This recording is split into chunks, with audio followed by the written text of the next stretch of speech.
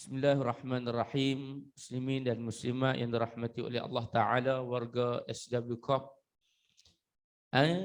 Ramadan, kita melihat Allah Subhanahu Wa Ta'ala menyebut di dalam ayat 183. Ayat 183 berkenaan dengan khitab Allah ataupun cara Allah Subhanahu Wa Ta'ala menyatakan kepada kita ataupun Allah khitab kepada kita. Allah Subhanahu Wa Ta'ala ni sebagai Khaliq, dia menjadikan kita sebagai hamba Allah Subhanahu Wa Ta'ala. Dengan Allah Subhanahu Wa Ta'ala menyediakan kepada kita yang nama dia nikmat, yang nama dia anugerah. Allah berikan kepada kita kehidupan, maka ada di situ dia panggil sebagai matlamat. Tujuan manusia itu dihidupkan oleh Allah Subhanahu Wa Ta'ala, iaitulah untuk menjadi hamba dia. La'allakum tattaqun. Dia panggil at-taraji, iaitulah pengharapan.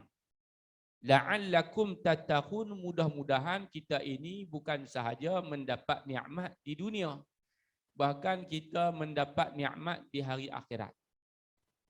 Dan bahkan nikmat pada hari akhirat itulah nikmat yang sebenar-benar nikmat. Ulama mengatakan bahawa di atas dunia ini nikmat yang Allah berikan adalah nikmat yang berupa, dia panggil pendahuluan, muqaddimah. Kalau kita ni biasa kita panggil sebelum nak makan tu dia panggil appetize lah, pembuka selera. Kita rasa sikit, kita makan sikit, kemudian kita akan makan lagi. Jadi dunia ini Allah Subhanahu Wa Ta'ala ciptakan sebagai merasa. Dan inilah muqaddimahnya kepada nikmat-nikmat yang lebih kekal, nikmat yang lebih seronok, iaitulah disebut di dalam ayat surah Ali Imran ayat 187 yang disebut tentang, kalau tak silap saya 187 yang sebelah kiri Allah kata berbunyi kullu nafsin za'iqatul maut. Setiap kita ni yang bernyawa pasti mati. Wa innama tuwaffawna ujurakum yaumal qiyamah. Dan apabila kita meninggal dunia, mati, tiap-tiap hari tuan-tuan ada orang meninggal dunia. Di mana, bahkan di rumah kita, di kawasan perumahan kita, kemudian adik-beradik kita ke, kawan-kawan kita ke, yang nama dia mati ni adalah sesuatu yang pasti sebenarnya.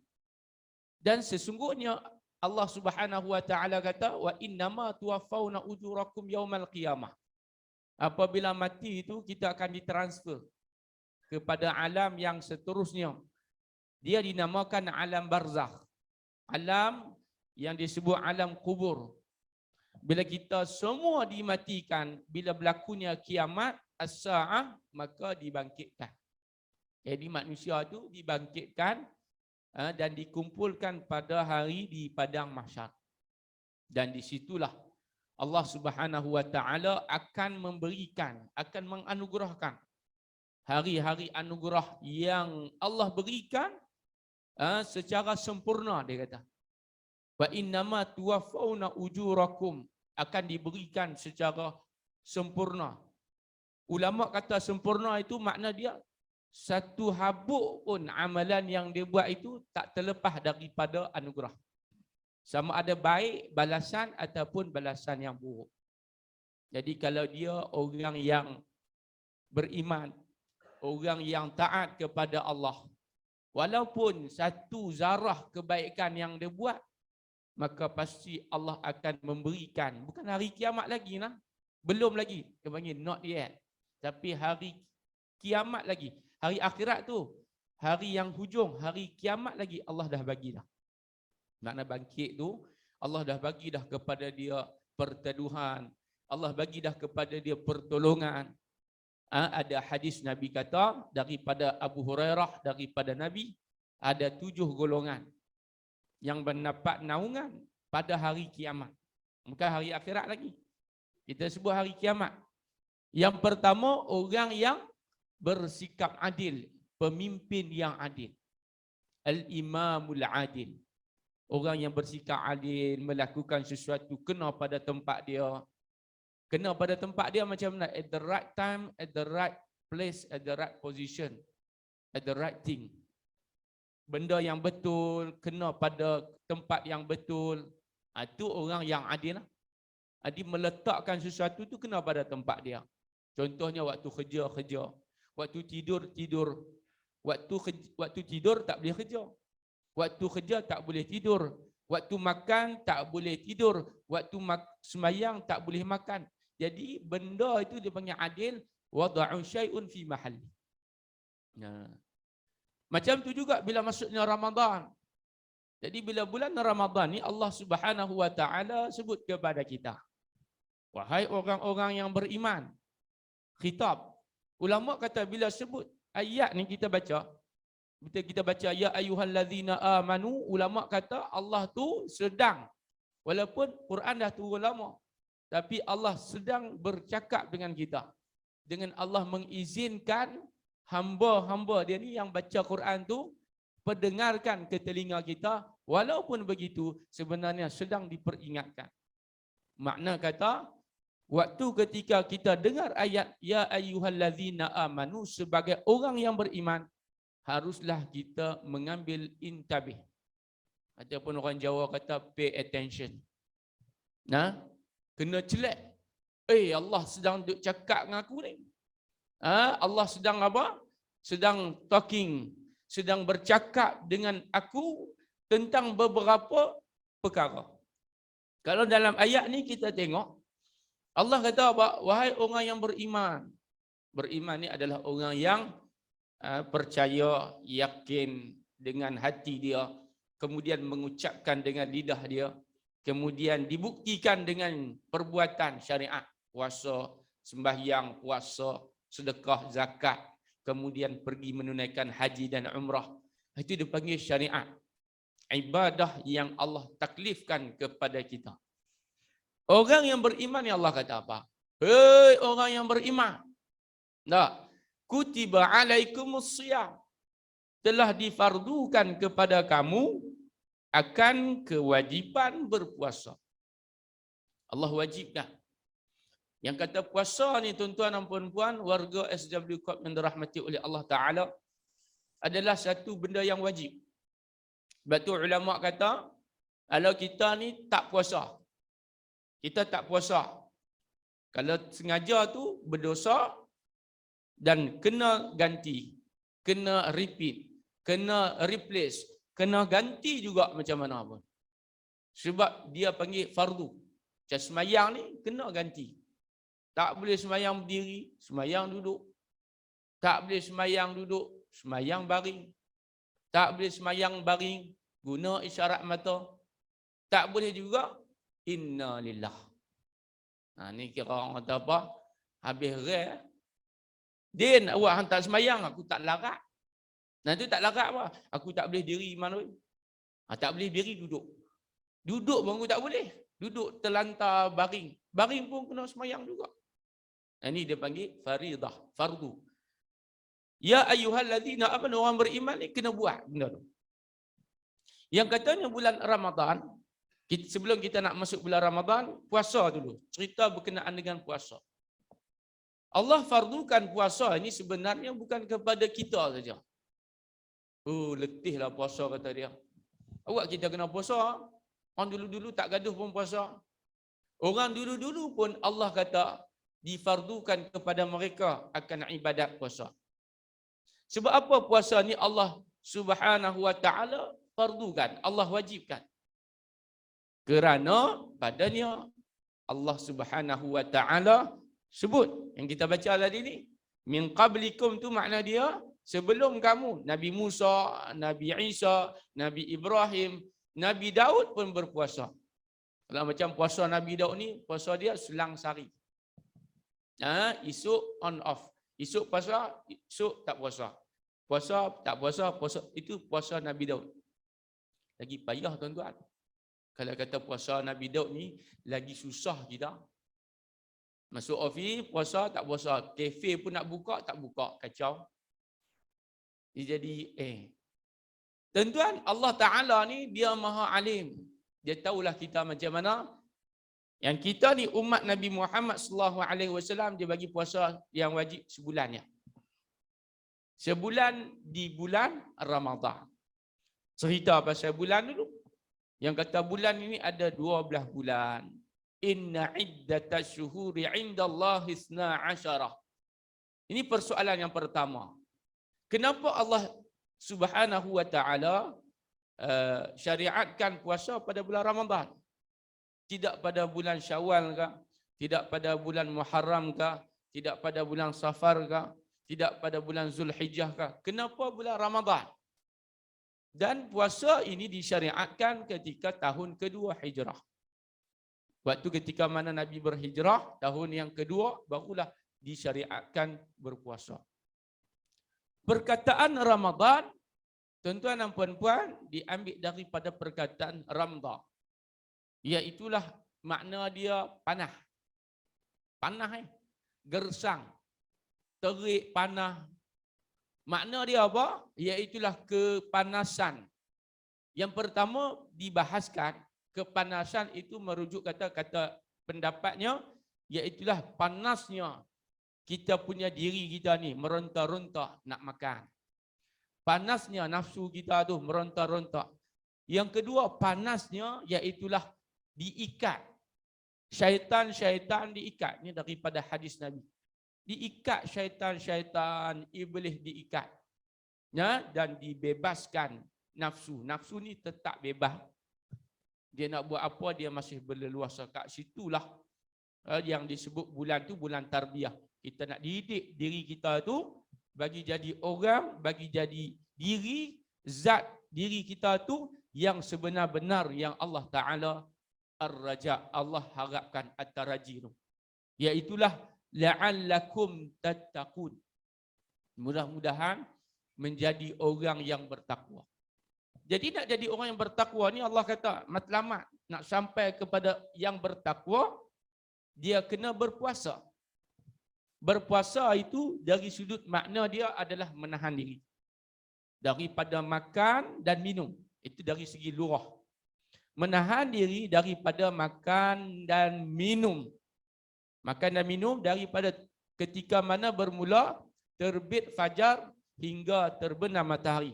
Fajar tu subuh, terbenam matahari tu maghrib dia panggil. Tak boleh makan, tak boleh minum.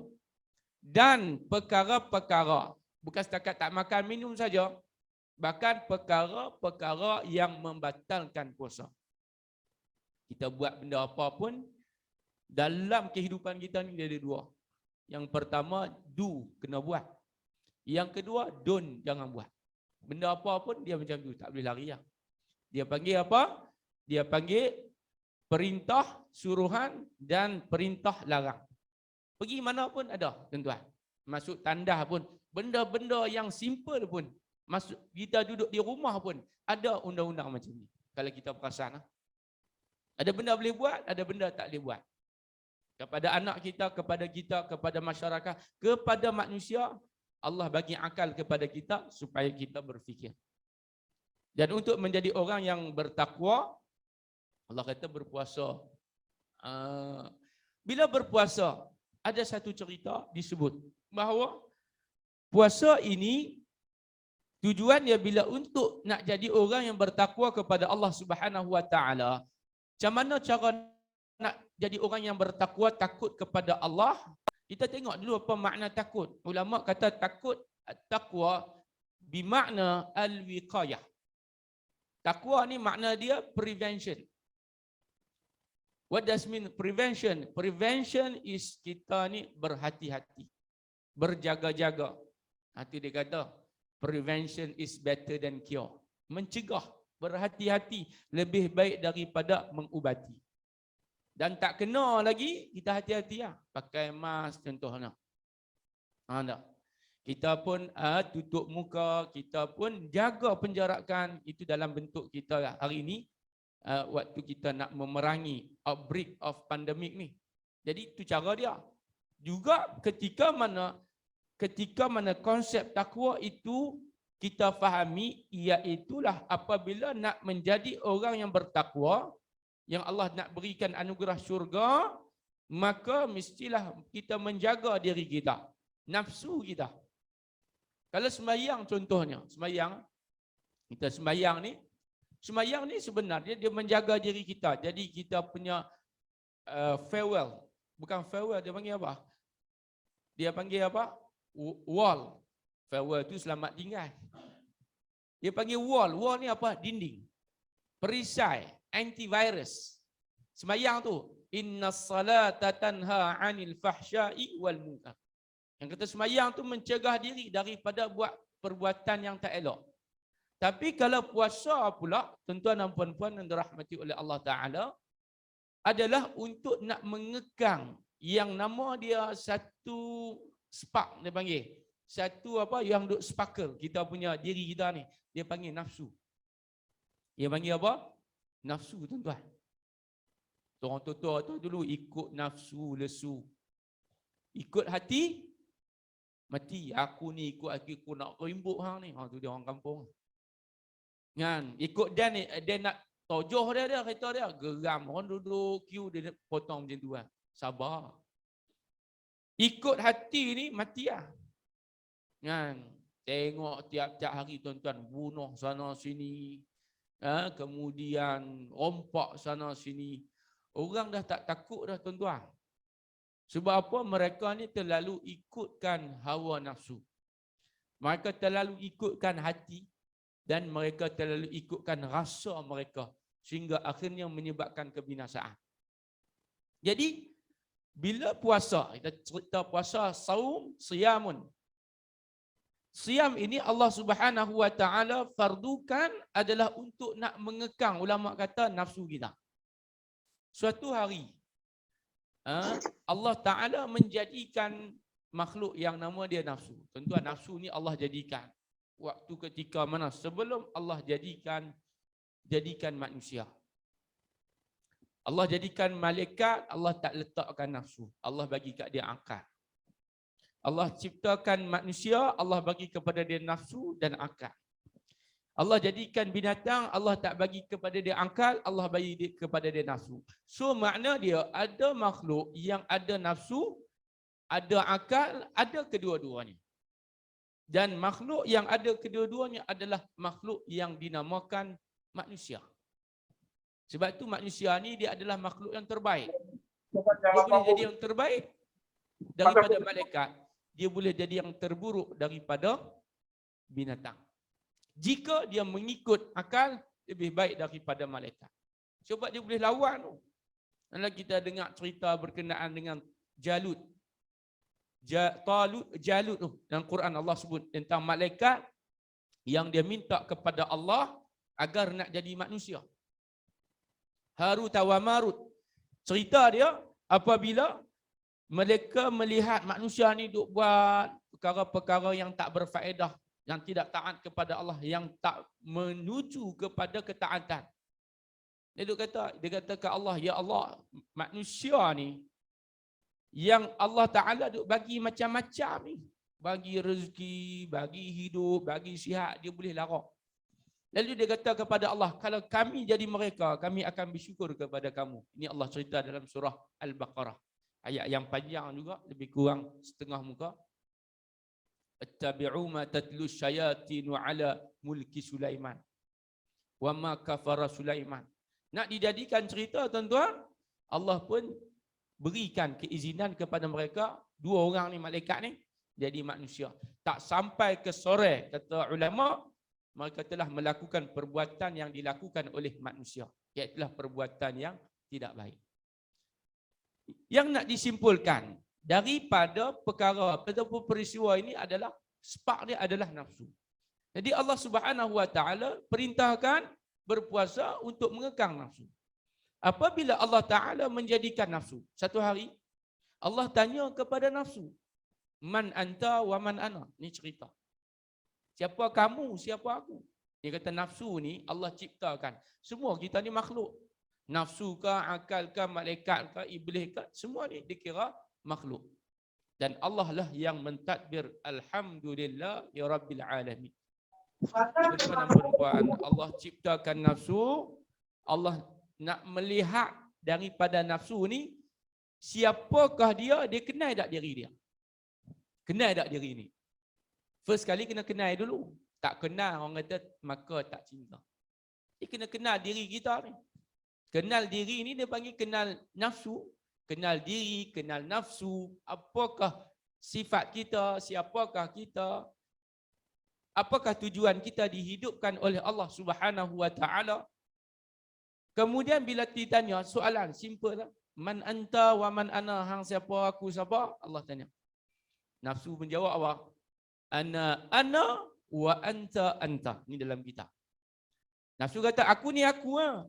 Engkau ni engkau ah. Dia kurang bahasa dia. Hang aku ah. Tu dia. Kalau kita dia panggil apa? Sifat ananiyah. Ananiyah ni apa? Keakuan. Ini malah nak campur orang. Buat hal sendiri, tu nafsu lah. Kan? Aku malah pergi masjid. Aku malah jalan program. Sebab apa? Lantak pergi kat mereka. Tu nafsu tu lah. Jadi ni tak cara kat orang. Aku nak masuk. Aku nak buat. Hang siapa dia nak tegur aku? Tu nafsu. Dia panggil apa? Ketegang. Orang Kedah kata. Orang KL kata stubborn. Punya degil tuan-tuan. Nafsu nak lawan. Nafsu ni pula kalau kita tengok pembahagian dia cukup banyak. Yang pertama nafsu ammarah. Allah sebut wa ma ubarri'u nafsi inna nafsa la ammarah. Itu dia. Wa ma ubarri'u nafsi inna nafsa la ammarah. Sesungguhnya nafsu ammarah ni yang nama ammarah. Kalau ada dalam diri manusia itu, dia akan mengajak kepada apa? Bisu, kejahatan. Dia akan mengajak kepada apa? Lawan perintah Allah, maksiat lah. Tuan-tuan dan puan-puan. Itu nafsu ammarah. Kemudian bawah sikit dia panggil nafsu al-lawamah. Pertengahan ni dia panggil nafsu yang sedang. Dia buat maksiat tapi dia rasa bersalah, dia rasa berdosa. Yang pertama tadi dia buat tapi tak rasa langsung bersalah. Orang keluar daripada penjara kan. Ada orang keluar daripada penjara, kan penjara ni, apa mahkamah sebelum nak masuk penjara lagi. Waktu nak dibicarakan, ada orang yang dia tunduk muka dia malu. Tunduk muka, tutup muka ni malu. Sebab tahu dia tahu perkara yang dia buat ataupun dia dikenakan tuduhan tu itu adalah satu benda yang bersifat aib bagi diri dia. Ada orang dia steady, tak ada masalah. Dah kena jatuh hukuman dah pun 302. Muka ni relax. Renyah pula tu. Kita duk tanya, dia ni tak rasa bersalah ke? Mana pi muka dia ni tebal sangat ni?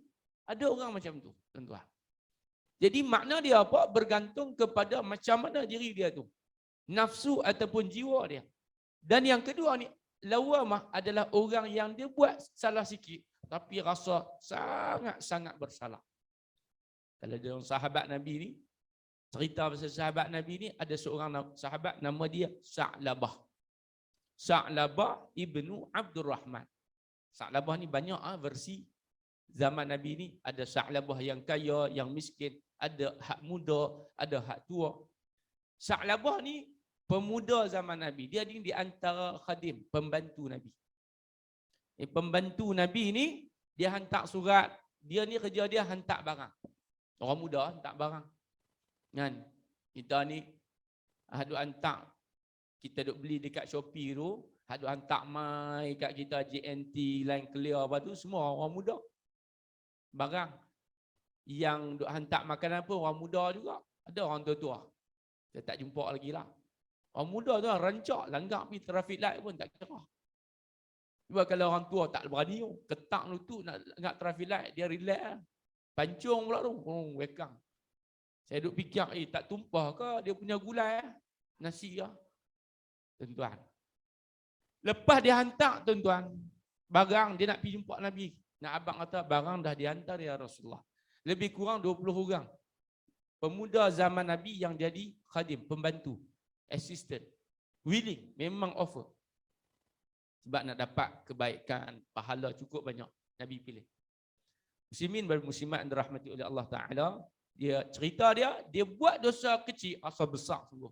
Waktu nak pi hantar barang tuan-tuan, nak pi hantar pesanan, nak abang kata dah hantar barang, nak pi jumpa Nabi, dia ternampak satu benda. Dan satu benda tu dalam keadaan dia ternampak benda tu mendatangkan satu dosa bagi dia. Dosa mata ada panggil. Ternampak perempuan yang sedang membersihkan diri. Takat tu disebut dalam kitab. Dia pun pergilah tuan-tuan, pergi jauh daripada Nabi. Bukan pergi jumpa Nabi, tak berani ni, malu, pergi lari, duduk di satu tempat. Nama dia Bukit Mekah dan Madinah. Dia panggil Jabalah ni. Duduk tu dalam seminggu, 2 minggu, sampailah hampir lebih kurang 3-4 minggu, Nabi duduk cari dia. Nabi cari, Nabi rindu kat dia, mana pergi. Orang muda ni nak pergi hantar, nak suruh dia pergi hantar barang, tapi dia tak ada. Mana? Masjid pun lama dah tak mari, Nabi perasan. Duduk cari-cari macam tu, maka Jibril pun habaq kepada Nabi. Jibril ni sebagai apa? Sebagai penyampai berita yang nak disampaikan kepada Nabi daripada Allah Ta'ala. Ni ada hamba Allah. Sahabat kamu ni, dia duduk di sekian-sekian. Nabi pun pergi hantarlah Sayyidina Umar dengan Sayyidina Salman, suruh pergi tengok buat balik lah. Sampai beberapa hari dah ni, jatuh sakit apa, meninggal apa, siapa nak uruskan? Tuan-tuan pergi sampai sana, Salman dan dengan Umar, Sayyidina Salman dengan Sayyidina Umar pergi sampai sana, tengok tuan-tuan, dia dah kurus dah. Dia ringkas cerita tu. Kali sampai kat sana petang tu, tanya, tengok tak ada orang mula-mula, pergi tengok pengembala kambing. Hang kenal tak kawan ni? Sa'labah. Tak kenal. Seorang pun tak ada kat situ. Hanya dia saja pengembala kambing. Dia kata, waktu malam ada seorang, tapi aku tak kenal siapa dia. Mungkin ini yang kamu cari. Sungguh dia Sa'labah. Dia duk angkat tangan malam-malam, dia letakkan atas kepala dia, dia kata, ya Allah, ampunkanlah dosa aku ya Allah. Jangan azabkan aku di hari akhirat. Kalau azab itu berlaku, azabkanlah aku di dunia. Banyak sahabat minta macam ni. Sebab apa tuan-tuan? Sebab hari akhirat ni azab dia sangat pedih. Itu kita ni kena taubat cepat-cepat. Kembali kepada Allah. Itu makna dia apa? Iaitulah dengan kita tidak mahu diazab oleh Allah Ta'ala pada hari kiamat. Itu buatlah kebaikan. Sebab tu Allah bagi Ramadan. Ramadan ni daripada 12 bulan, inna iddatash syuhuri indallahi 12. 12 bulan. 365 hari. 1 bulan ni tuan-tuan, dia reset habis amalan kita. Dia ampun habis kesalahan kita. Bulan Ramadan.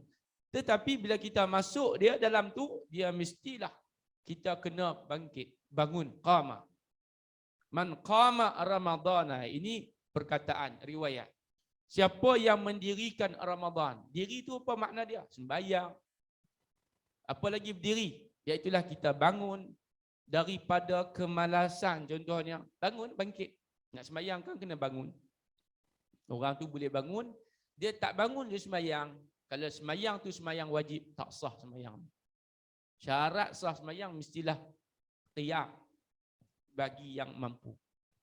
Tuan-tuan dan puan-puan, cerita pasal nafsu tadi, patah balik. Cerita pasal nafsu, Allah Ta'ala tanya, nafsu kata, aku hang. Allah marah. Allah kata, bahasa kita ni, kurang ajar untuk dia ni. Aku ciptakan hang boleh jawab macam tu. Duk bagi makan apa, anak kita ni kita didik sampai ke besar, dia boleh lawan kita. Dia kata, oi orang tua. Panas tak tuan-tuan? Ni mak ni. Kata, ada tengok juga dalam internet macam-macam lawak kau sungguh tak tahu. Mak dia kata makan. Macam mana tu dia kata sakit doh. Mak dia kata hang kata kat aku bodoh. Aduh. Dia kan bahasa orang KL situ, sikit doh belakang. Dia bawa orang kawan dia tak apa, ni dia bawa dengan mak dia. Mak dia tanya hang kata kat aku bodoh ke? Aduh. Itu baru nampak macam lawak tuan-tuan, panas dah. Tanpa tuan-tuan dan puan-puan, ni bukan mak ni, bukan ayah ni, bukan bos. Ni Allah Ta'ala ni. Aku, tu dia nafsu ni. Punya, orang ada apa? Kedai band. Apa lagi bahasa yang boleh guna? Tuan-tuan, Allah Ta'ala diceritakan, Allah pun campak yang makhluk yang nama nafsu ni ke dalam api. diazabkan oleh Allah Ta'ala dalam beberapa ketika. Panjang juga lah azab. Duduk dalam tempat tu. Tapi duduk dalam tempat tu pun Allah Ta'ala ni kesian. Allah bagi kepada dia satu apa? Satu keizinan untuk dia dapat lagi pengampunan. Mengata Allah Ta'ala tu, Bismillahirrahmanirrahim. Dengan nama Allah yang maha pemurah bagi. Semua bagi. Bagi sihat, bagi rezeki, bagi cantik, bagi juga tarik dia panggil, bagi hodoh, bagi tak sihat, bagi tak cerdik, bagi cerdik, semua Allah Ta'ala bagi. Tuan-tuan, kita ni tak ada apa pun, nothing left.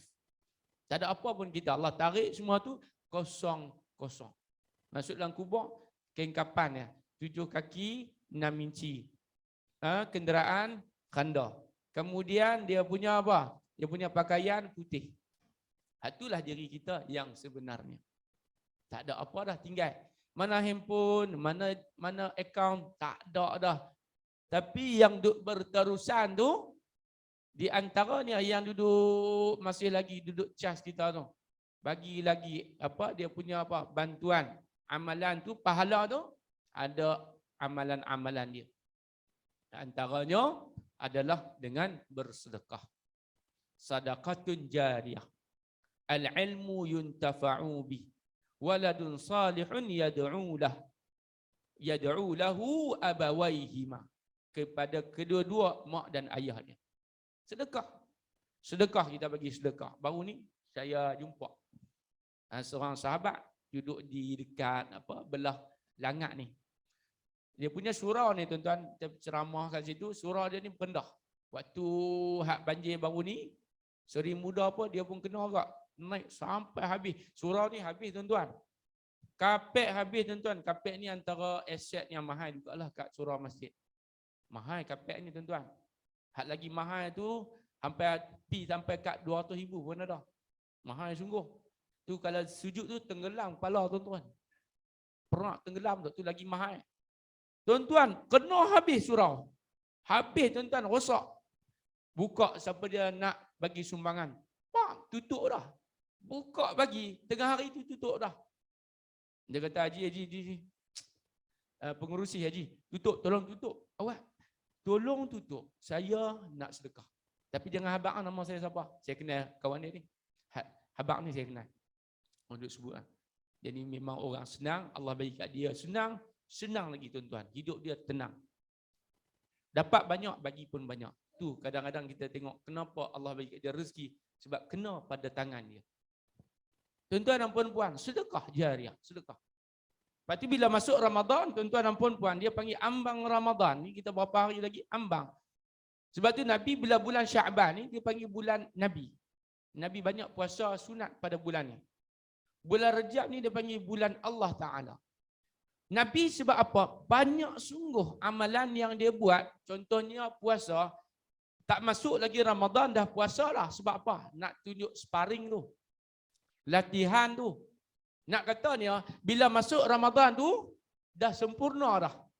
Makna dia kamal lah dia punya perbuatan tu. Sebab dia dah standby dah.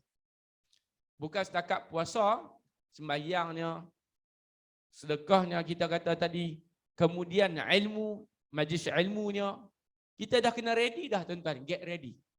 Masuk saja Ramadan, man qama ramadana imanan wahtisaban, kata riwayat, ghufiralah, akan diampunkan dosa dia. Semua diampunkan.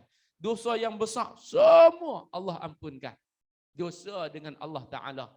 Macam dengan orang yang baru balik daripada haji. Macam bayi yang baru lahir. Tuan-tuan, 80 tahun, jenis buat lebih kurang buat maksiat, tapi dengan Allah Ta'ala, dikala dengan manusia ni kena jumpa, tu jumpa air raya tu. Din, maaf no, maaf zahir batin. Tu. Sama air raya, maaf zahir batin. Hari tu kena silaturahim. Hari itu kena bermaafan. Wal'afina 'anil nas. Minta maaf, bermaafan kosong-kosong. Kita ni salah, kita ni tuan-tuan cukup banyak dengan orang. La tambah-tambah cukup banyak. Kalau dia pula jenis macam YouTuber, salah cukup banyak. jurnalis, tulis macam-macam. Jenuh nak minta maaf. Itu cara hang buat salah macam mana? Macam tu hang kena minta maaf. Cara apa? Kalau dia tulis balik minta maaf belakang. Kalau kita tak minta maaf masih ada dosa. Na'udzubillah. Allah Subhanahu wa taala kata, dia dalam keadaan mujriman fa innalahu jahannam. Maka nerakalah tempat dia kalau Allah tak ampunkan. Sebab itu bila masuk Ramadan, ia panggil bulan kerahmatan. Awaluhu rahmah, awsatuhu maghfirah, wa akhiruhu itqun minan niran. Awalnya rahmat, tuan-tuan. Allah bagi kerahmatan, kasih sayang. Kesian tengok hamba dia ni. Rahmat tu terpanggil rahmat. Bismillahirrahmanirrahim. Kita kan contohnya, tuan-tuan. Bila kita tengok anak kita ni, yang dia ini, kita kesian dekat dia. Dia tak berapa nak pick up macam anak-anak yang lain. Tapi dia baik. Dalam hati dia tu ada kebaikan. Macam manusia ni, dia ada iman. Tapi dia buat dosa. Allah ni sayang. Allah bagi kepada dia satu masa. Wal asri, demi masa. Masa ni makhluk. Makhluk yang Allah bagi kepada dia anugerah yang terhebat, Ramadan. Ramadan ni tuan-tuan makhluk. Makhluk kita kata masa tu makhluk. Makhluk yang nama Ramadan, dia datang kat kita. Ramadan tiba, marhaban ya Ramadan, marhaban ya Ramadan. Itu seronok kedatangan bulan Ramadan. Dia datang, kita memuliakan dia. Dia akan bersaksikan kepada Allah Ta'ala, hamba ini makna dia hamba Allah ni, orang yang nakkan Ramadan sebagai wasilah untuk mendapat kerahmatan daripada Allah Ta'ala. Dia akan jawab depan Allah Ta'ala nanti pada hari kiamat. Di dalam hadis, Nabi kata, ketika hari kiamat nanti, Allah ni dia tanya, aina saimun? Siapakah di kalangan kamu yang berpuasa? Bangkit kah? Orang Kedah tak? Bangkit. Tu orang baling. Bangkit. Qiyam. Bangun. Kalau orang KL dia panggil stand up. Ni Nabi kata, siapa yang puasa, Allah tanya, bangkit. Yang puasa tu, dia bangkit. Dia bangkit sendiri. Puasa hak macam mana? Puasa yang beriman. Puasa yang solat. Puasa yang menutup aurat, puasa yang mengaji, puasa yang mendirikan Ramadan. Penuh tuan-tuan, dia nakkan kebaikan, banyak berdoa.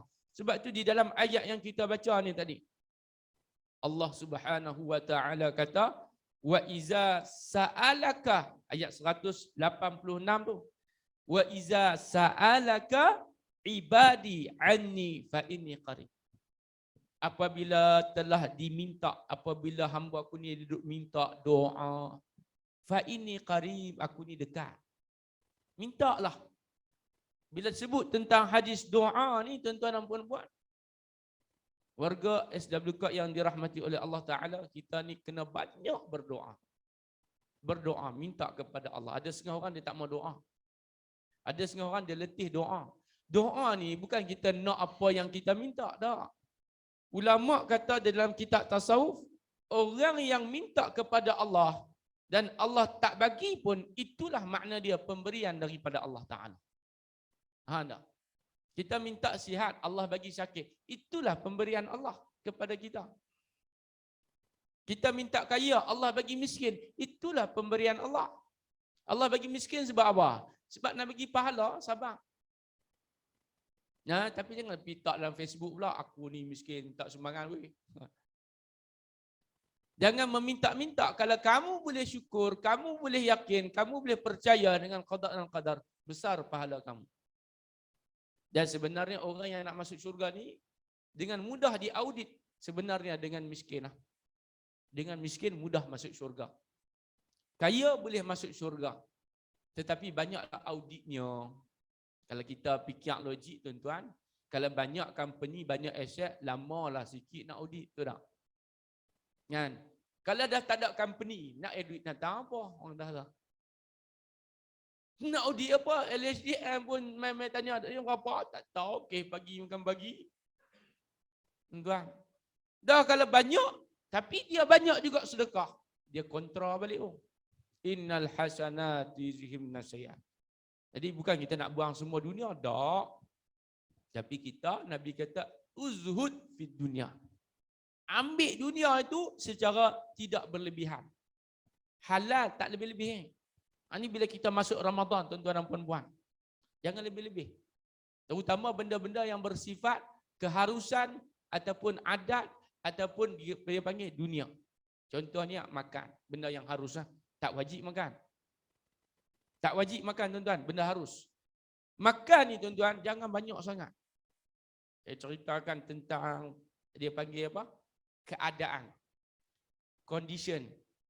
Keadaan, hal. Circumstance.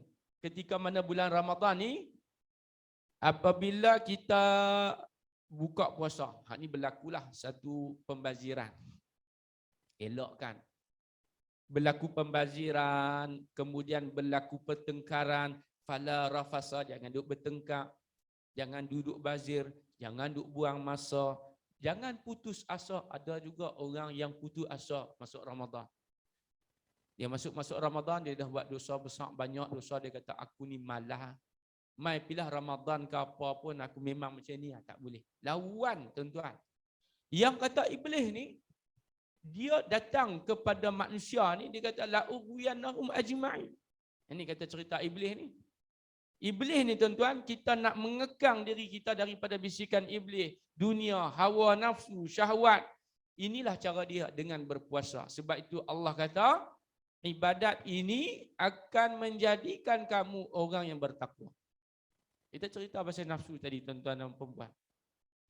Apabila Allah Ta'ala memberikan azab kepada nafsu, Allah keluar dia, kesian dia, keluar. Allah tanya soalan yang sama. Tadi dia jawab tak clear, dia jawab tak betul, dia jawab something wrong. Tak kena jawapan dia, aku hang, tu kan jawapan. Itu satu kedegilan. Itu satu dia panggil pelanggaran. Yang Allah nak apa dia? Jawapan, aku ni hamba. Allah nak itu. Tuan-tuan dan puan-puan, macam cerita iblis tadi ni. Yang kata iblis tu, dia ibadat ni cukup lama, 8,000 tahun dalam kitab sebut. Tetapi tuan-tuan, dia bila Allah suruh satu perintah ni, Allah kata sujud kepada ataupun tunduk kepada Adam. Sebenarnya bukan Allah nak suruh sujud kepada Adam. Hakikat dia nak patuh ke tidak dengan perintah Allah. Tuan-tuan dan puan-puan, dia terkiok kat situ. Hak lain clear lah. Lepas tu makna dia, Allah Ta'ala tak memandang pun sebanyak mana ibadat kamu sebenarnya. Tetapi hakikatnya yang terakhir, nak masuk syurga ni sebenarnya dengan rahmat dan kasih sayang Allah. Jangan tertipu dengan banyaknya ibadat. Jangan tertipu dengan lamanya hidup. Jangan tertipu dengan senangnya kehidupan. Takut-takut dia jadi istidraj balik. Tuan-tuan. Allah tanya dia, okay, second time. Hang duduk kat situ, contoh nak bagi faham lah. Hang sabar, aku sabar. Soalan yang kedua. Man anta wa man ana. Bahasa Arab dia. Bahasa Jawa dia, who are you, who am I? Iblis pula dah. Nafsu ni dia kata apa? Kalau orang ni kena seksa tuan-tuan, masuk penjara, agak-agak dia nak masuk lagi tak penjara? Dia nak masuk balik tak tuan-tuan tempat dia kena seksa? Dia kena pelangkung, dia kena penampak. Ini bukan setakat penampak ni. Kalau api-api neraka ni tuan-tuan memang kena bakar habis, hidup balik. La yamutu fiha wa la yahya. Tuan-tuan yang kata nafsu ni, kalau kita jawab, oi tak mau dah, serik dah. Tak. Nafsu tak pernah serik tuan-tuan. Sebab apa? Bila Allah tanya soalan yang kedua, hang siapa? Aku siapa? Dia boleh kata apa? Aku, hang. Soalan dia, saya, awak, apa problem? La ilaha illallah. Makna dia tidak belajar daripada apa? Kesilapan yang lalu. Itu nafsu. Lepas tu jangan pelik. Kawan ni masuk keluar penjara. Kita kata dia masuk keluar ni macam masuk keluar Tesco. Kan? Masuk keluar pusat terhenti, masuk keluar seronok. Sebab apa? Sebab kat dalam tu boleh makan free. Boleh makan free. Kat luar kena kerja, baik aku masuk dalam. Lepas tu masuk dalam, keluar balik dah habis tempoh. Akta takat tu, tempoh takat tu, lepas tu masuk balik. Sebab boleh boleh apa tuan-tuan? Boleh makan. Tu kita puan yang makan ni. Sebab puasa tak boleh makan. Ni punca dia nak jadi orang yang bertakwa. Dengan puasa boleh jadi bertakwa. Sebab apa? Boleh menawan ataupun menahan nafsu. Tuan-tuan, Allah Subhanahu wa taala kata riwayat, Allah campakkan dia ni ke dalam satu tempat yang tidak ada tadi tempat diseksa. Yang kedua, tempat tidak boleh dimakan. Makna satu tempat, wallahu alam, as-sijnu, iaitu penjara yang tak ada makan. Oh, bila tak ada makan sehari, 3 hari boleh tahan lagi. Mai kena seminggu, setahun, memang dia punya tenaga out nah. Bateri dah zero tuan-tuan. Memang tak boleh apa dah dia nak jawab. Dia tak ada langsung kekuatan untuk dia nak melawan. Tuan-tuan dan puan-puan. Itu ulama kata, kalau orang ni dia tak makan, tuan-tuan, dia sanggup buat apa sahaja kalau dia nak. Dia sanggup bunuh. Dia sanggup merompak. Kita bayang kat dia duit, ni duit nak makan, tapi hang kena buat apa aku buat. Apa yang aku suruh, dia akan buat. Tuan-tuan, itu nafsu. Kemudian Allah pun keluarkan dia. Ini cerita riwayat lah. Allah keluarkan dia, Allah tanya dia, ulama kata, kali yang keberapa tadi? Ni kali yang pertama dia jawab tak betul. Campak dalam api. Ya, kali yang kedua jawab tak betul. Bituk dalam satu tempat yang tidak ada makan dan minum. La fihi masyrubat wala ta'am. Tak ada makanan, tak ada minuman. Biak apa? Biak lesu macam tu. Kemudian Allah keluarkan kali yang ketiga soalan. Allah tanya dia, siapa kamu? Siapa aku? Kalau kita kata jawab elok-elok kah? Kira hak ni kalau hang jawab tak kena juga, tak tahu nak tahu kat mana. Dia kata apa? Dia dah tak larat dah. Ya Allah, aku lapar ni kata dia. Kalau nafsu ni tak larat ni. Dia kata bila tanya jawab soalan tu, dia jawab berhati-hati. Dia kata, ana abduka, aku ni sebenarnya aku ni hamba kepada engkau. Tolong bagi makanan, tolong. Lapar sangat ni. Wa anta khaliq, engkau lah pencipta aku. Engkau lah yang menciptakan aku, engkau lah yang memberikan kepada aku, baru aku tahu sedang hakikat hidup aku ni macam mana. Inilah jawapan yang dikehendaki oleh Allah Ta'ala. Inilah jawapan yang Allah nak. Iaitulah dia mengaku diri dia tu lemah, dhaif, fakir, tak cerdik. Semua tu sifat kepada hamba. Muslimin dan muslimat yang dirahmati oleh Allah Ta'ala. Kemudian Allah menciptakan nama dia akal. Lawan nafsu apa? Akal. Akal ni dia cerdik. Sebelum dia nak jawab, dia nak buat apa, dia fikir dulu. Allah tanya siapa kamu? Siapa aku? Dia compare dua ni. Hak ni 3 kali tanya baru nak jawab betul. Hak ni tanya sekali, nak tengok jawab dia betul ke tidak. Tanya akal. Siapa kamu? Siapa aku? Maka akal menjawab, aku ni adalah hamba. Aku ni hamba. Dia tengok diri dia, aku ni hamba. Dan engkau adalah Tuhan aku. Engkau yang menciptakan aku. Itu kata akal. Tuan-tuan dan puan-puan yang dirahmati oleh Allah Ta'ala. Maka dengan sebab itulah ulama kata, dengan tak makan ini, nafsu dapat dikekang dan dikontrol.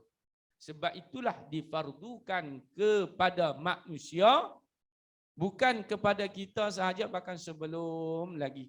Nabi-nabi yang terdahulu pun difardukan kepada mereka akan kefarduan, kewajipan berpuasa. Lepas itu Nabi kata, ya ma'syarasy syabab, wahai pemuda-pemuda. Ni cerita orang muda. Orang muda kan nafsu dia kan jenis rancak. Tiap buat baju pula tu. Rancak sana, rancak sini, mana-mana rancak berdosa. Yang rancak juga, orang muda rancak sungguh. Gedung-gedang, pukul 3 pagi karaoke. Kan kita duduk sebelah ni tuan-tuan, dengan tak sedapnya suara geram. Kan? Bubuh dalam penduduk tolong Zat ni. Sampai 3 pagi ni, budak-budak student, dia macam tu lah. Tuan-tuan dan puan-puan, rancak ni. Nabi kata orang muda, pemuda ni nafsu dia ni rancak. Ma'syara syabab. Apa yang pemuda nak? Antaranya nafsu, dia panggil pasangan. Muda, dewasa. Bila orang masuk sekolah, kita masuk sekolah. Bila orang masuk U, kita masuk U. Bila orang kahwin, kita pun nak kahwin. Itu nafsu, keinginan. Nabi kata, di antara keperluan manusia ialah berpasang-pasangan. Ini fitrah. Ya ma'syara syabab, man istata'a minkumul ba'ah. Kalau kamu ada kemampuan di sudut keuangan, di sudut kemampuan harta, kamu boleh dah, maka hendaklah kamu ba'ah. Nabi kata fal yatazawwaj, maka jawabnya kamu kena kahwin. Kahwin jangan lambat, Nabi kata. Lah ni ada setengah orang tak mau kahwin, tak mau tanggungjawab. Dia nak hidup tak mau bertanggungjawab, tak boleh. Tanggungjawab mesti kena. Tanggungjawab mesti kena. Kalau kita tak bertanggungjawab, maka kita akan dijawab di hadapan Allah Ta'ala. Apa yang kita tanggung, kita akan jawab di sana nanti. Sebab itu fitrah, tuan-tuan. Tu dia. Bila tak mau kat perempuan, jadi mau kat lelaki pula kacau. Dia tengok lelaki. Dia tengok lelaki. Kita duduk tepi dia tengok kita. Kita jadi seram. Jadi naik bulu rumah. Dah tak kahwin. Dia bos pula. Kacau. Contoh. Bukan kat sini lah. Kat Kemboja mana. Nabi kata kena kahwin. Muda. Kalau kamu tak mampu. Tak mampu apa? Fa'alaikumus shaum, maka hendaklah kamu berpuasa. Awak puasa ni. Kerana dengan berpuasa, fa'innahu lahu wija'ah. Dia akan jadi penghalang. Menundukkan nafsu. Tak larat. Tuan-tuan, rupanya puasa ni cukup besar. Sebab itu bila sebut bulan puasa, masuk ayat yang kedua. 184. Allah kata puasa ni apa? Adalah pada hari-hari yang tertentu. Ayyaman ma'dudat. Ayyaman ma'dudat yang telah ditentukan. Hari apa? Bulan puasa. Faman kana minkum maridah. Ini cerita tentang Islam. Bahawa agama Islam ni adalah agama yang cukup sempurna. Kalau tak mampu, dia ada option. Yang kita kata tadi, syariat kena buat. Semayang kena, tak boleh berdiri duduk, tak boleh duduk baring, tak boleh baring guna isyarat mata. Tak boleh puasa, tuan-tuan, ganti. Tak boleh ganti, akhirnya bayar apa? Fidyah. Sakit sangat, tak ada nampak alamat nak sembuh, maka dibolehkan bayar apa? Rukhsah, dia panggil bayar ganti bagi orang miskin makan secupak beras. Kalau Imam Syafi'i, secupak tu adalah dia punya nisbah dia. Lebih kurang 376 gram lebih kurang macam tu. Secupak ikut kepada hari-hari yang ditinggalkan. Yutiquna fidyatun ta'amu miskin, kepada orang miskin, fakir. Itu bulan Ramadan, tuan-tuan dan puan-puan, bulan bersedekah. Bulan bersedekah. Sedekah, tuan-tuan. Tidak kurang ataupun tidak fakir orang yang bersedekah. Manaqasat malukum min sedekah. Ada seorang hamba Allah ni cerita. It's a real story. Wallahi, tuan-tuan, ini berlaku depan mata saya. Dia ni bekas lecturer. Dia kena kanser tahap 4. Kita panggil kalau tahap 4 ni macam tak ada apa. Tak ada harapan lah. Padahal setiap penyakit tu ada ubat. Illal maut, kecuali mati. Kullu da'in dawa illal maut. Tapi bila kena, tuan-tuan, doktor decide, doktor check, doktor MRI, doktor CT scan, kamu ada ketumbuhan. Dan ketumbuhan ini dia bagi tempoh pula dah. Lebih kurang masa dia 6 bulan, pergi dah. Allahumma salli ala Muhammad, terduduk menangis hamba Allah ni. Sejarah kehidupan dia ni adalah seorang yang banyak membantu. Ringan tulang. Dan dia jenis orang yang tidak pernah orang panggil apa? Kekok. Lokek daripada memberi. Ini sejarah dia. Dia pun cerita kat kita, menangis. Kita kata, sabar. Jangan putus asa, cari balik ubat dia, makanan-makanan, kembalikan balik cara hidup. Apa semua, banyak berdoa, bertaubat kepada Allah. Jangan tinggal berpuasa. Puasa juga, sihat. Kemudian sedekah jangan tinggal. Dia pun meneruskanlah apa yang dia buat yang baik itu terus sedekah. Tapi lebih sedekah, lebih daripada kebiasaan. Orang datang minta, dia bagi cek, ambil lah. Ambil. Dah tahu dah berapa hari nak hidup. Kalau orang tahu berapa hari lagi nak hidup, dia akan bersedekah. Bayang tak dana tuan-tuan. Dan orang tu riwayat sebut kalau dia meninggal pun dia minta ke Allah, dia akan minta supaya kembali dalam bentuk untuk dia nak beribadat dalam bentuk sedekah. Allah bagi kat kita 5 minit bangkit. Contoh kalau Allah bagi tak berlaku benda ni. Aku bagi 5 minit kah bangkit baru kubur, dah nak buat apa? Kita nak buat apa? Kita nak buat apa tuan-tuan? Ulama kata kita akan nak bersedekah. Pergi rumah tu transfer habis, bagi kat fakir miskin. Selagi mana anak yatim, selagi mana orang fi sabilillah ni, anak-anak yatim, budak-budak tahfiz ke, dia duk guna, kita dapat pahala. Nak kampui balik, kontra balik. Innal hasanatu yuzhibnas sayiat. Supaya kebaikan itu apa? Menghapuskan dosa. Dia macam tu. Beratlah timbangan belah kanan tu. Bila berat selamatlah syurga. Itu dia. Konsep yang mudah. Bila berat belah kiri, kat mana? Berat belah kiri di mana? Neraka lah. Dia dua tempat tu lah. Faman zuhziha 'anil nar wa udkhilal jannah. Selamat daripada neraka, masuk syurga. Tak selamat, tak masuk syurga, masuk neraka. Faqad fazun. Siapa yang masuk syurga, escape daripada neraka, fazun. Itulah kejayaan. Berjaya. Istilah kejayaan ni tuan-tuan adalah istilah yang inilah sebenarnya. Bukanlah kejayaan itu dia ada harta yang banyak, tidak. Bukanlah kejayaan apabila dia ada sijil yang banyak, tidak. Saya tengok baca satu artikel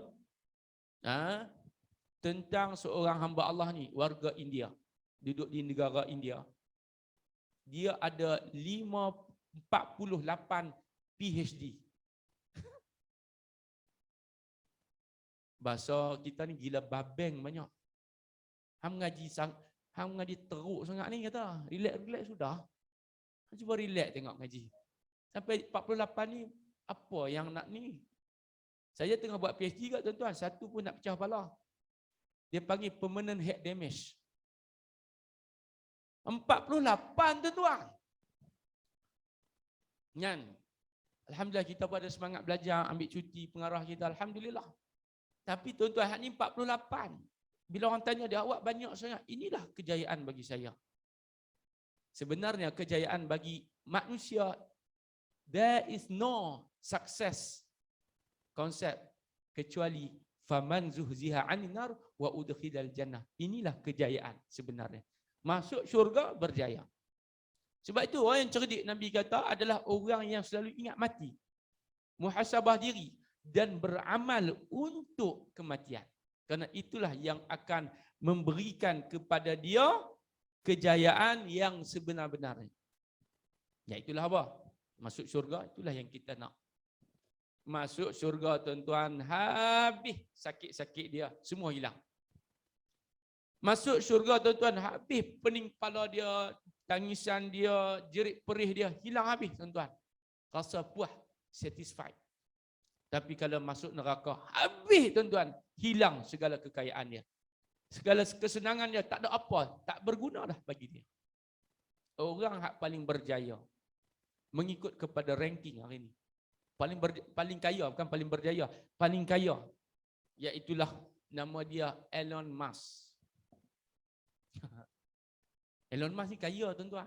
Aset dia, saya baca lebih kurang, still counting, 300 bilion. Masih duduk dapat ni. 300 bilion ni tuan-tuan, dia boleh bagi, kata orang, kalau dalam perkiraannya, dia boleh bagi setiap orang atas dunia ni, dia boleh bagi lebih kurang, lebih daripada $30 seorang. Semua dapat, 100 lebih. Bagi semua beda, ambil.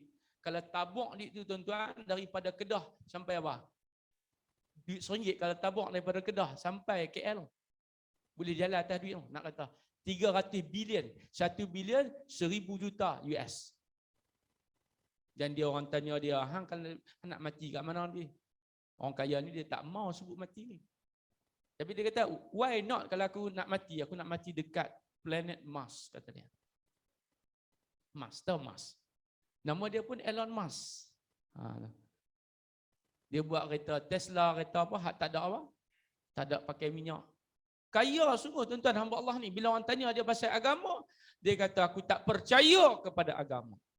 Maka tuan-tuan dan puan-puan, kejayaan yang sebenarnya adalah kejayaan di sudut agama. Nabi kata di antara hadis yang kita masyhur dengar berkaitan dengan hari-hari fajar pagi-pagi, siapa yang dapat salat fajar 2 rakaat sebelumnya 2 rakaat, maka dia lebih dapat anugerah daripada dunia dan seisi dengannya. Khairun minad dunya wa ma fiha. Lebih daripada dunia dan seisi dengannya.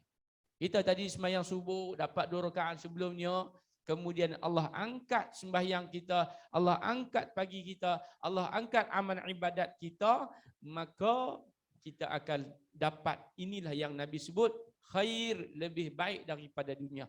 Makna kitalah orang yang paling kaya hari ini.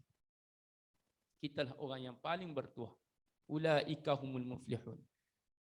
Syahrul Ramadan alladzi unzila fihi al-Quran. Ayat yang ketiga, dia semua ada 4 ayat, kita dah sentuh 3 ayat.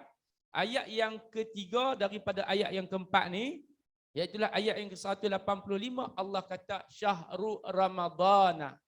Bulan Ramadan padanya diturunkan unzila fihil Quran. Padanya diturunkan Al-Quran. Ma makna Al-Quran? Kitabullah qiraah qara'a yaqra'u qira'atan wa Qur'anan, iaitulah bacaan yang dibaca li ta'abbud tilawatuh. Baca dah tu kira pahala. Ini nak dapat pahala yang mudah, easy to get. Anugerah pahala ni adalah dengan kita membaca Quran. Tuan-tuan, baca Quran dapat pahala. Dengar Quran dapat pahala. Amalkan Quran dapat pahala. Sampaikan Quran dapat pahala. Khairukum man ta'allamal Qur'ana wa 'allama. Sebaik-baik orang umat Nabi Muhammad ini ialah yang dekat dengan Quran. Jadi tuan-tuan dan puan-puan dirahmati oleh Allah Taala, bulan Quran. Kalau boleh target kita nak khatam Al-Quran. Kena ada target, kena ada niat.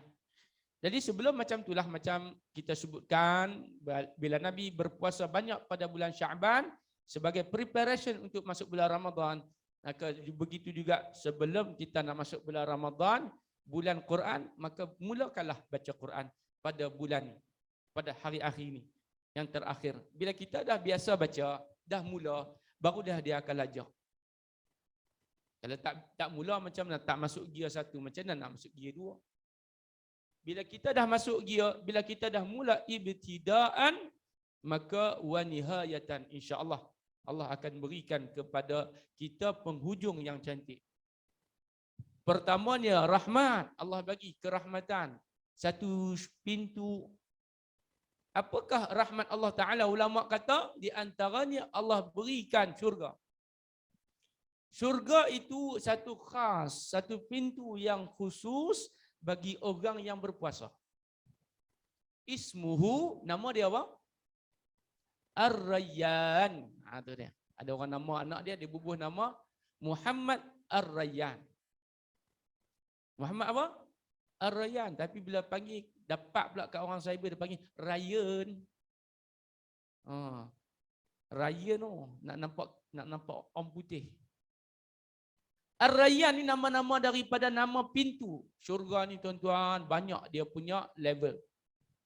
Paling atas sekali, paling bawah sekali. Kalau paling bawah sekali, nama dia panggil Jannatul Khuldi. Syurga nama dia Khuldi. Jannatul Khuldi allati wu'idal muttaqun. Syurga Khuldi disediakan bagi orang yang apa? Yang bertakwa. Itu nak masuk yang paling bawah sekalipun kena bertakwa kepada Allah. Kena bertakwa, kena taat kepada Allah. Tu Allah kata la'allakum tattaqun.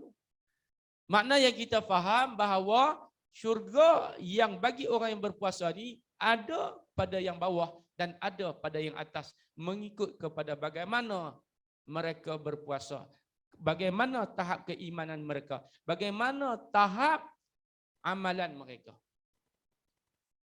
Bawah, paling bawah tadi nama apa?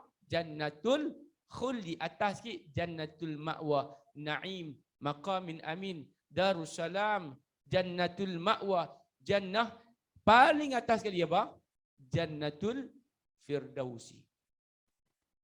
Ada pula neraka paling bawah sekali adalah Jannatul Naru Jahannam. Ataupun Naru Jahannam, Narul Jahim. Ini neraka yang Allah sediakan paling seksa adalah neraka yang paling bawah. Unzila fihi al-Quran. Allah turunkan padanya Al-Quran. Membaca ibadat. Yang kata Quran itu qiraah, dengar, bukan setakat baca. Fastami'u lahu, dengar pun dapat pahala Quran ni. Dan bila kita saja-saja kita duduk kerja kan, ada orang tanya, kerja, kita tengah buat kerja ni, boleh tak kita dengar Quran?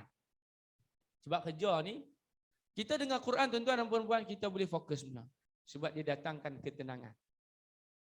Dia kalau kerja ni, kita dengar YouTube, tapi dengar Quran, dia tak menghalang pun bagi saya lah. Pandangan saya, kalau dengar Quran tuan-tuan, dia menenangkan. Tapi kerja-kerja yang bersifat ni lah, orang kata bersifat, dia tidak bersembang. Kalau bersembang, buka Quran, tidak digalakkan. Sebab bila buka Quran, dengar, maka barulah dapat rahmat daripada Allah Ta'ala. Wa bayyinatin minal huda, dan Allah berikan padanya itu apa? Iaitulah petunjuk. Petunjuk hidayah. Allah bukakan kepada kita petunjuk hati kita. Wal furqan, yang mana Quran itu padanya petunjuk, padanya membezakan hak dan yang batil. Yang Quran tu kita mengaji, kita baca Quran, kita terjemahkan. Bukan kita terjemah, baca terjemahan Al-Quran itu supaya mendatangkan kepada kita rasa. Rasa ni. Rasa apa? Keinsafan. Banyak orang yang dia baca terjemahan, dia baca tafsir, baca terjemahan, kemudian dia mengaji, akhirnya dia Allah Subhanahu Wa Taala bukakan hati dia. Macam orang putih kan, dekat Eropah, apa suka baca terjemahan Quran dalam bahasa orang putih tu, mereka baca dia punya, bukan baca dia punya ni matan dia, tapi dia baca maksud dia. Kemudian mereka kaji, akhirnya masuk Islam. Banyak. Ada seorang hamba Allah tu, dia tengok, dia baca terjemahan, dia teringin nak tahu bahasa Islam. Dia duduk rumah dia, duduk macam apartmen tinggi. Bawah tu masjid, belah dekat nama UK. Lepas tu dia tengok orang Islam, UK ni ramai orang Islam, duk masuk berbondong-bondong tuan-tuan. Masuk Islam ni. Kita buat dakwah kat sini, di sana Allah bagi hidayah. Jadi bila dia tengok, dia ni jenis YouTuber. Dia ni buat konten.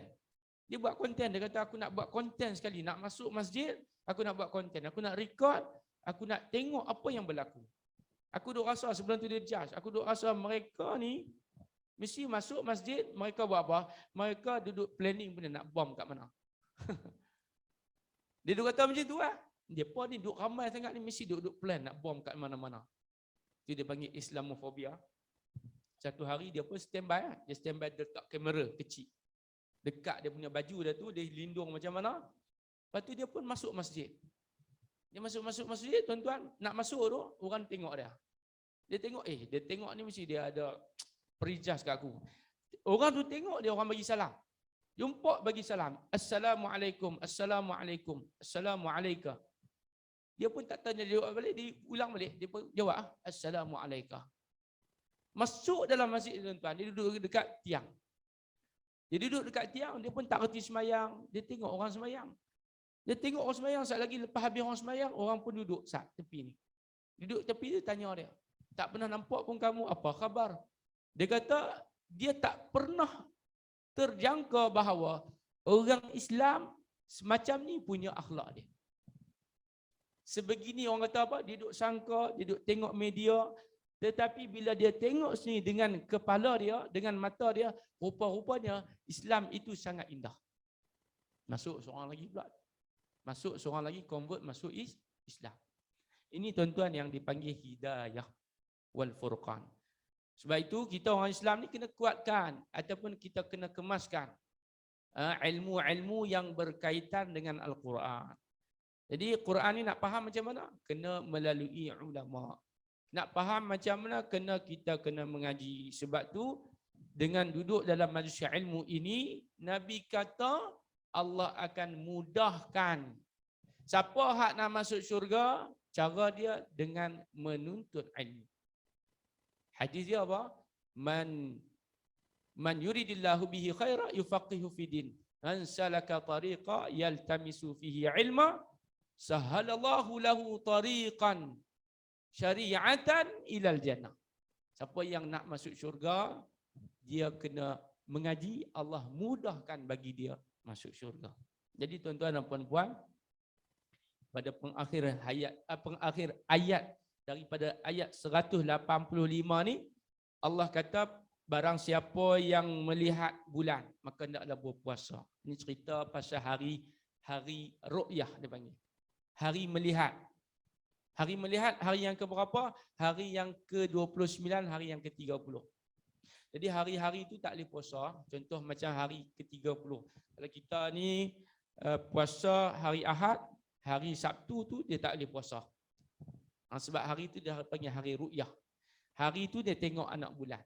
Sebab apa tak boleh? Allah dia takut bercampur dengan puasa yang telah diwajibkan. Sedangkan puasa bulan Sya'ban adalah puasa sunat, bukan wajib. Faman syahida minkum syahra falyasum. Siapa yang tak boleh puasa, dia sakit ataupun dia musafir, bagi dia apa? Rukhsah. Allah sebut yuridullahu bikumul yusra. Allah nak mudahkan bagi dia. Yang kata Islam tu agama yang sangat-sangat menyenangkan. Wala yuridu bikumul us. Bukan Allah nak susahkan. Dan dia kena sempurnakan iddah. Yang mana dia tinggal itu, kalau dia tinggalkan, digantikan balik. Walitukmilul iddah walitukabbirullaha ala ma hadakum wala'allakum tashkurun. Mudah-mudahan kamu menjadi orang yang bersyukur kepada Allah Ta'ala. Wa iza sa'alaka, minta doa kepada Allah. Di antara doanya yang Nabi ajarkan kepada kita, kalau bulan Rejab, bulan Sya'ban ni, kita biasa dengar dah doa ni. Apa dia doa dia? Allahumma barik lana fi sambung. Fima razaqtana, tu doa makan. Bro saja. Tak pasal-pasal aku kena kata bro. Allahumma barik lana fi Rejabin. Rejab ni berkat. Wa Sya'ban ni berkat. Apa makna berkat? Bertambah kebaikan. Wa balighna, sampaikanlah kami bulan Ramadan. Dah masuklah Ramadan, jangan lupa doa juga. Allahumma barik lana fi Ramadanin wa balighna lailatul qadar. Allahumma innaka afuwun karimun tuhibbul afwa fa'fu anna. Apa lagi? Tu doa, zikir pula. Subhanallah wa bihamdi, yang ringan nak disebut, duduk saja-saja tengah kerja pun timbangan dia berat pada hari akhirat. Yaumul mizan. Dan Allah Subhanahu wa taala suka bila kita sebut ni. Subhanallah wa bihamdi subhanallahil azim. Dan Allah Subhanahu wa taala suka berat timbangan dan ringan lidah untuk kita menyebutnya. Wallahu a'lam. Jadi tuan-tuan dan puan-puan, habis berkenaan dengan Ramadan. Jadi secara kesimpulannya, Ramadan itu dapat kita bahagikan beberapa. Yang pertama, persiapan ataupun warming up dia adalah niat. Kena letakkan niat matlamat yang jelas. Nak jadi orang yang mendapat kebaikan, rahmat, keampunan, diberikan syurga oleh Allah Ta'ala. Bermula dengan niat. Innamal a'malu binniyat. Yang kedua, warming up dia adalah kita kembali kepada Allah, bertaubat, kembali kepada Allah. Perbuatan, perkataan, lidah kita jaga. Kalau kita nak membawang, nak sembang merapu ke apa, habaq kat diri kita ni, aku ni berpuasa. Nah, kemudian jangan kita sia-siakan masa. Jangan habis dengan tidur. Setengah orang dia kata tidur pun dapat pahala, tidur dia lah. Kan, tidur dia tak mau. Sebab kalau kita banyak tidur, kita kurang berjaga, rugilah masa kita. Kalau kita banyak berjaga, banyak aktiviti yang kita boleh buat. Yang seterusnya, lazimi puasa sunat. Ini saya kira hari yang terakhir lah, kena puasa sunat. Kan? Kalau dah tak pernah puasa, hari ni puasa. I'tibar puasa Isnin Khamis. Kemudian hukum hakam ni kena tahulah. Perkara yang membatalkan puasa, kena ambil tahu. Kalau kita ni laki bini, kita ni ada pasangan, kita ni ada keluarga, macam mana kehidupan sebagai seorang suami isteri itu waktu ketika mana puasa, dia kena ihtiyat. Dia tak boleh sangat terlalu melekat sangat. Bahaya. Kemudian, makan yang sederhana. Walaupun boleh makan buka puasa, sederhana. Dalam apa yang kita kerjakan. Makanan kita tu. Sebagai contohnya, supaya tidak terlalu letih dan kita tak terlalu banyak makan sehingga menyebabkan tidak boleh bangkit pada malamnya. Iaitulah dengan qiyamul lail. Kemudian membaca Quran dan kita selalulah bersedekah. Ini di antara 9 perkara warming up. Untuk kita, untuk tuan-tuan, untuk saya, kita ni nak bertemu dengan Ramadan. Ahlan wa sahlan Ramadan. Jadi saya ucapkan kepada tuan-tuan, mudah-mudahan kita mendapat Ramadan terbaik pada tahun ini 1443 Hijrah. Mudah-mudahan kita yang berada pada majlis ilmu pada hari ini, pada pagi ini, Allah memberikan kepada kita keampunan, kerahmatan, kebaikan. Saya kira cukuplah sekadar itu perkongsiannya. Walaupun tidak ada soal jawab lah. Bukan ada soal jawab. Walaupun tak ada soal jawab, saya kira tuan-tuan dah faham dah Ramadan ni. Apa persiapan dia. Jadi dengan itu saya sudahilah tazkirah ataupun pengisian yang serba kurang ini. Yang baik datang daripada Allah Ta'ala. Yang kurang, yang lemah, saya mohon maaf kalau ada kekurangan, kalau ada kesilapan. Saya sangat terujalah bertemu dengan tuan-tuan warga SW Corp ni, pertama kali datang ke sini, dan mudah-mudahan bukanlah kali yang terakhir lah. Mudah-mudahan dapat bertemu lagi tuan-tuan semua. Maka dengan lafaznya Assalamualaikum warahmatullahi wabarakatuh. Mudah-mudahan kita bertemu lagi.